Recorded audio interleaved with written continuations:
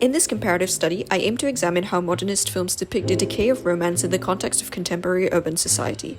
The two films I'll be looking at are La Notte, a 1961 film directed by Michelangelo Antonioni, and Taipei Story, a 1985 film by Edward Yang. These films are from vastly different cultural backgrounds, but they share many common themes, and in my opinion, both films exemplify the influence and impact of modernism on cinema, in how Yang and Antonioni use core modernist concerns to reflect the gradual decay of romance between the protagonists of the films. But to truly appreciate the comparison, we first need to understand the films in their individual context. La Notte takes place in 1960s Milan, Italy, and depicts the bourgeois intellectual class of the post-war era, exemplified by the main character Giovanni, a celebrated writer who attends upper-class parties and mixes with wealthy businessmen. As we follow Giovanni and his wife Lydia, it becomes clear that both of them are deeply lonely, finding no love or fulfillment in their relationship, and the film can thus be read as a critique of the jaded urbanite bourgeoisie. It should be noted that this is a theme that runs through all of Antonioni's work. On the other hand, Taipei Story, as the name suggests, unfolds in 1980s Taipei, Taiwan. The original title of the film is Qingmei Zhuma, a classical Chinese idiom which literally means green plum bamboo horse, and figuratively indicates childhood sweethearts whose relationship continues into adulthood. This title is deliberately subversive, as the relationship between the main characters Chin and Long is not a sweet romance as the audience would expect, but one that is emotionally distant and further complicated by their vastly different worldviews. These films can both be interpreted through the lens of a single theory, modernism. Perhaps the foremost artistic movement of the early 20th century, modernism is characterized by self-consciousness, abstraction, symbolism, and most of all, experimentation with form. Across a variety of art forms, modernist works often reflect the rapid changes in 20th century society.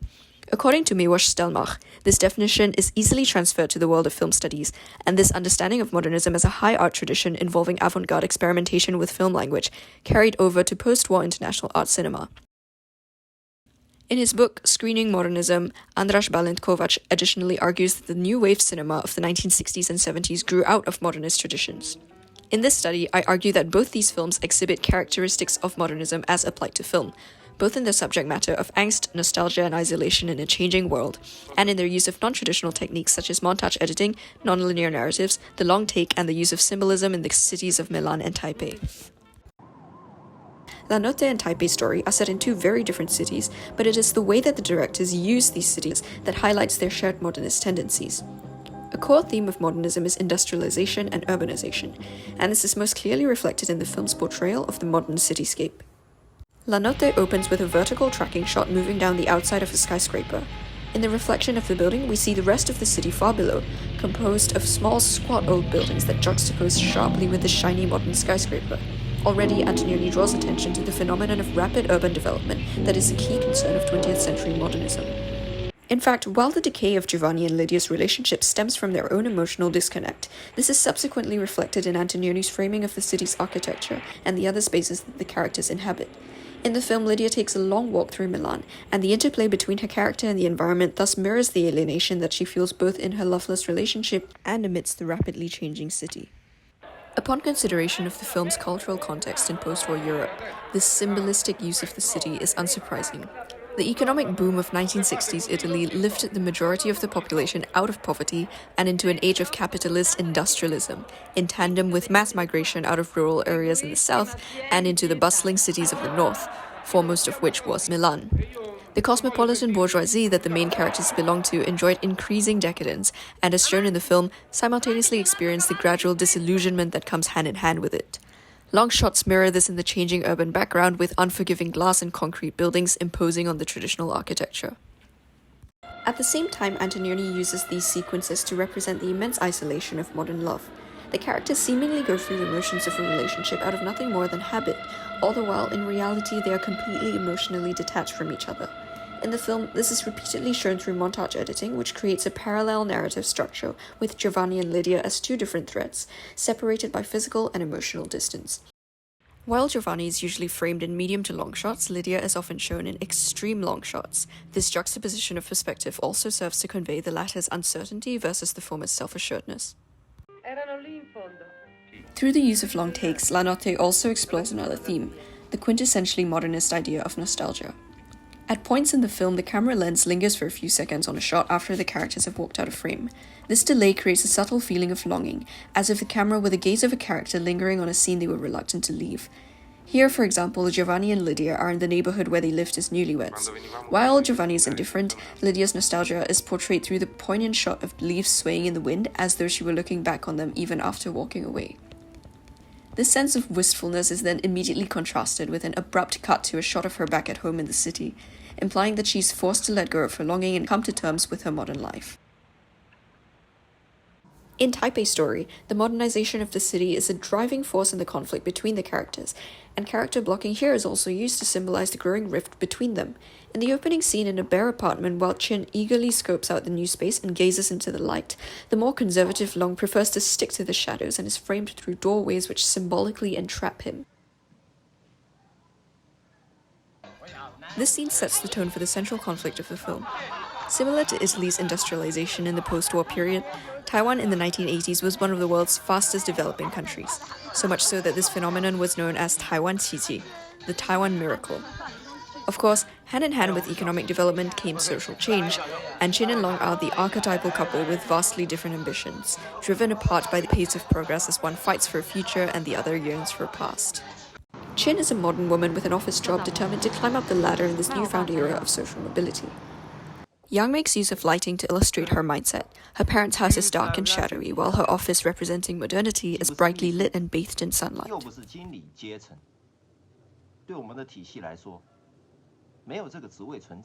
Long, on the other hand, represents the traditional side of Taiwan as he clings on desperately to his past. He longs for his former glory as a Little League baseball player, remains incredibly loyal to old friends of his, and even visits and reminisces with an ex-lover during his visit to Tokyo.